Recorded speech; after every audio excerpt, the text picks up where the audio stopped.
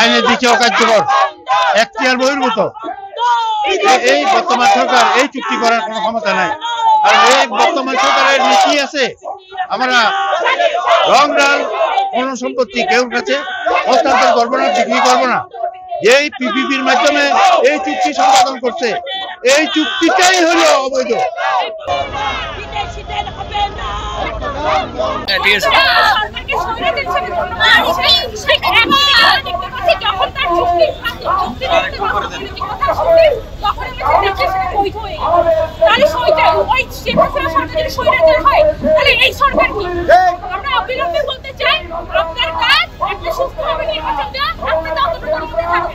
আমাদের দেশের সম্পদ আপনার কোনো জ্ঞান নাই, কোনো বাইরের দেশের যার জায়গা থেকে আজকে আমাদের অপরাধ সেটার ব্যাপারে যদি সিদ্ধান্ত নিতে হয় জনগণের মতামত লাগবে।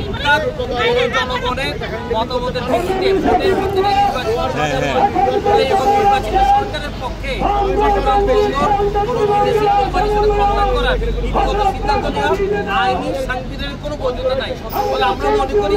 এই তদন্তকালীন সরকারের কার্যক্রম সেটা করার মধ্যে দিয়ে পরবর্তী নির্বাচিত সরকার তার মধ্যে দিয়ে এ ধরনের সিদ্ধান্ত করতে পারে। আর সবচেয়ে বড় বিষয় এই চট্টগ্রাম বন্দর আমাদের একটা মুখ্যমন্ত্রীগত অবস্থান, এটা শুধুমাত্র বাণিজ্যিক কেন্দ্র নয়, ফলে এইটাতে আমাদের দেশের এটা একটা যদি ইজারা দেওয়া হয় আমাদের দেশের জনগণ নিরাপদে থাকবে না। এই কারণে আমরা আজকে অবরোধ করছি, আমাদের অবরোধ চলবে, এই দাবি না হওয়া পর্যন্ত আমাদের লড়াই চলবে। টানা তৃতীয়বার অর্জন করেছে দেশের সেরা সুপার ব্র্যান্ড স্বীকৃতি বসুন্ধরা টিস্যু। চুক্তি বাতিল করতে হবে, কারণ হাইকোর্টে রিট চলাকালীন সময়ে কোনো চুক্তি গ্রহণযোগ্য না, এটা অবৈধ এবং বেআইনি, এটা বাতিল করতে হবে। আর আগামীতে নিয়মনিং টার্মিনাল তো প্রশ্নই আসে না, কারণ এটা আমাদের দেশের একমাত্র লাভজনক টার্মিনাল। দ্বিতীয়ত হলো যে ওরা জনগণের সরকার না, ওরা রাজনৈতিক দলের সমর্থিত সরকার। এই সরকারের কোনো এখতিয়ার নাই যে চুক্তি করে বিদেশির সাথে।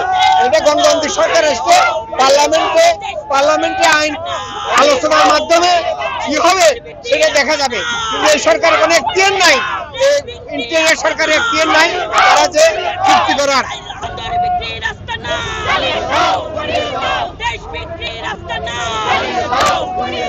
চট্টগ্রাম বন্দর